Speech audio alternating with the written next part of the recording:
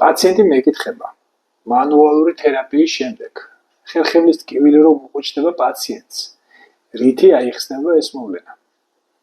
პრინციპში უმრავლეს შემთხვევაში ეს ასე არ არის, მაგრამ მაინც ამას აქვს გარკვეული ლოგიკური ახსნა. ხერხემლის თიაქრისას, როდესაც ხერხემლის არხში მყოფ ნერვულ წნულზე არის ზეწოლა, თიაქრის ან ანთებითი პროცესის გამო.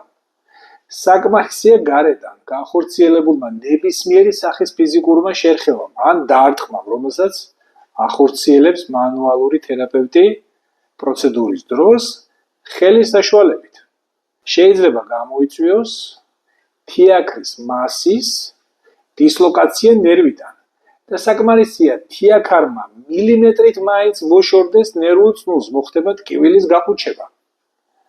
მაგრამ პრობლემა მაინც ადგილზე რჩება და შეიძლება ნებისმიერ სხვა დროს განვითარდეს ისეთივე ძლიერი ტკივილი.